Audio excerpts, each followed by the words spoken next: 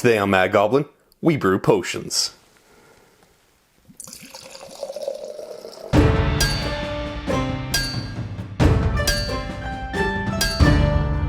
Ouch!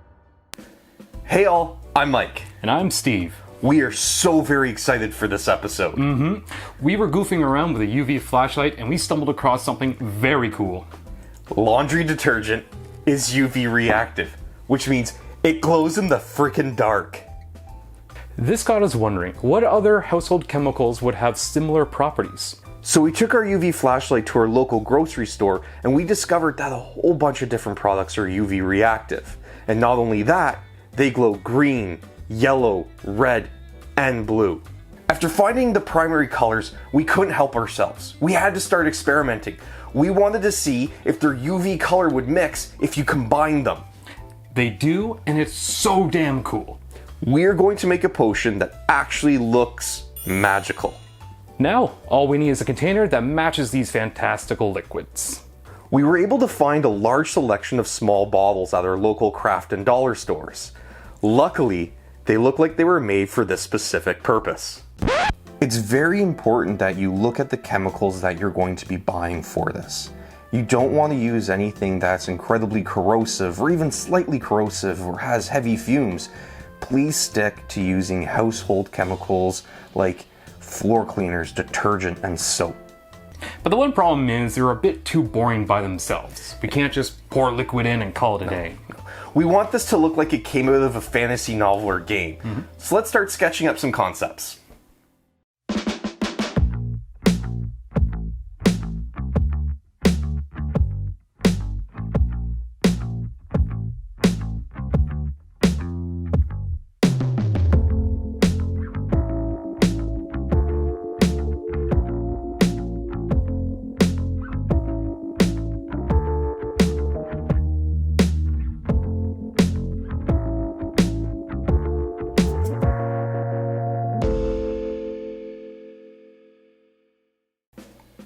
This is the design we settled on. We're going to be making a potion of poison. There's going to be a lot of wood on this, and it's going to help give us that rustic, wicked, evil witch feeling to it. We're also going to be suspending an eyeball inside the potion to help further reinforce this theme. And we're going to have a leather tag that's going to kind of look like human skin with the poison symbol on it to just drive that home. The base will need to be big enough to house the UV LEDs and electronics. This will let the potion glow naturally without any external help. There is a ton of woodwork needing to be done on this, so let's go talk to someone who can help us out with this. Hey guys, I'm with my good friend John. Say hi. Hey guys, what's up? He's a very skilled and proficient wood carver and wood turner, and I'm hoping he can give us a hand with this. So John, I've got these two sections that I want spun, and I also need a cap or a stopper carved out. I want it to look more like stone, but I need these angled, smooth sections around here. Is this something that we're going to be possible to do, and what kind of wood should we use? Yeah, absolutely, totally possible. We can put these on the lathe. I suggest using walnut for the contrast in wood. Black walnut will look really nice, especially for the collar and the base. I have a piece of mind at home. It has a really nice knot in it. We can try to incorporate that into the base, make it a nice centerpiece. For the cork, I would suggest maybe using another dark color wood, but using, I would say probably like a cherry, just an off, a little different to make it So it doesn't blend in with everything else. Okay, right, yeah. That's a good idea. If we're gonna not turn the cork, we can use belt sander, easily done, make it look like stone. Oh man, I would really like to get more facets on that too, so that would work out well. You can make a lot of flat spots with belt sander and make it look really nice. At the end of it, we can put a nice polish on it, made some homemade wax, we can put it on top. Okay. It'll make it look real nice and shiny. Oh man, I'm really excited for this. Thanks, John. I think this is going to be really great when it's all said and done. Yeah, absolutely. I think it's great. Do you think we can do it tonight? Oh, absolutely. Let's head over to the shop. Earth.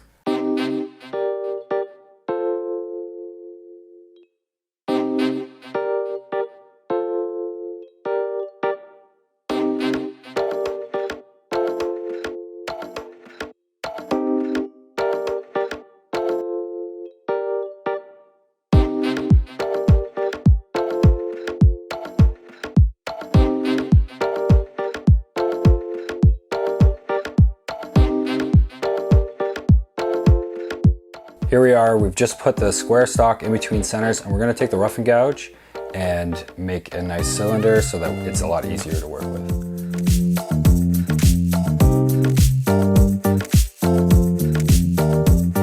So here we are making the wood to the accurate size that we need for the collar. So we're just sizing up the wood, making sure that we have a nice grain pattern inside.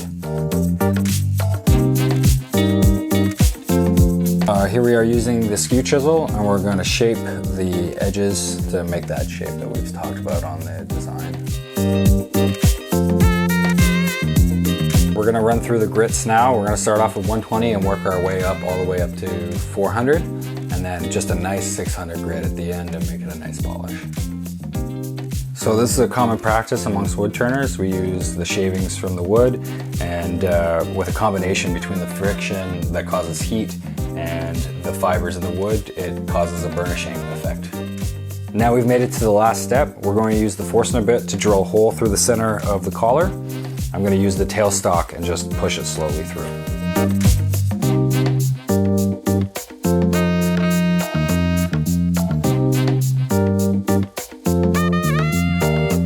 So here we go, guys. We're gonna work on our last piece. We're gonna be working on the base for the potion. Same steps as we did last time. We're gonna make the 2 center lines and start shaping it from that.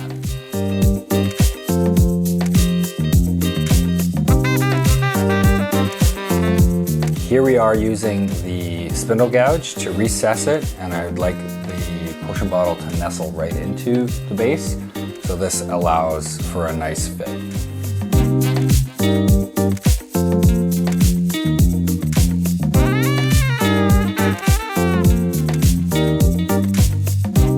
Now it's time to use the skew chisel, and we're going to invert the angle that we had used previously for the collar of the potion bottle.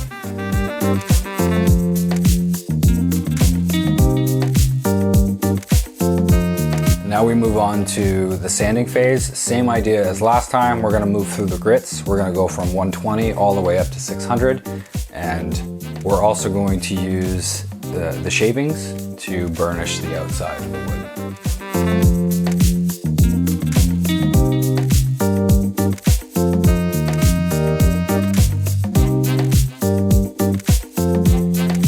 This is the last step. We're going to use beeswax finish. It's a beeswax and mineral oil mixture. I like to use it to accentuate the color in the wood, and it allows a nice polish at the end.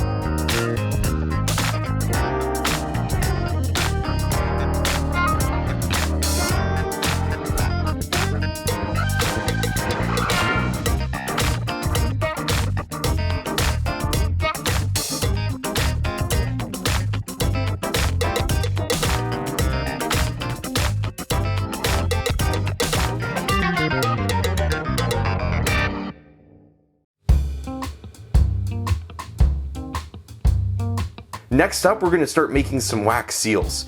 Now, you don't want to just use a crayon or a candle and melt them as they are. If you do that, when you press your seal, it creates a very brittle product that will break and crumble and crack as you're working on it. So what you want to do is take one crayon and melt it with 2 glue sticks. Doing this is going to give us a very durable and flexible product, and I think you'll really like how it turns out.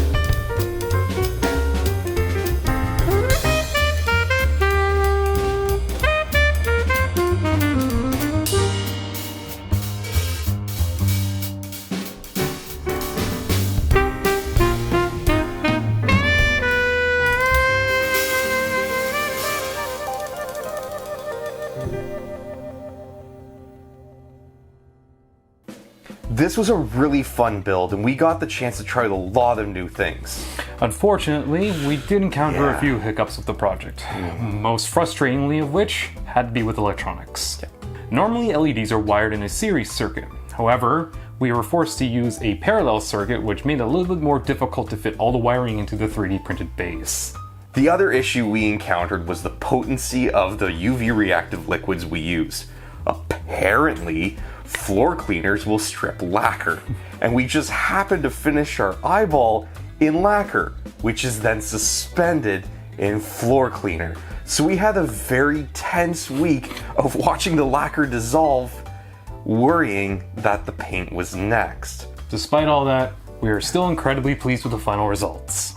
We hope you guys had fun. Thanks for hanging out with us. Catch you in the next one.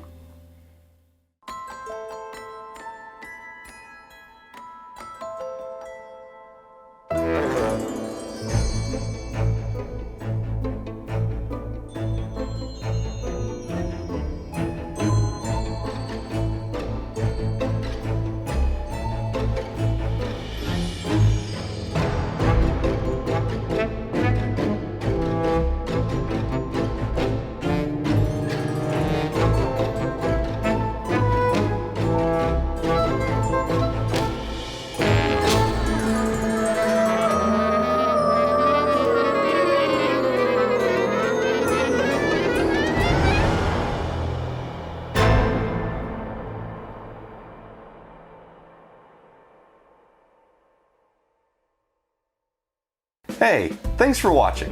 If you enjoyed this video, we post new ones every other Friday, so be sure to subscribe so you don't miss out.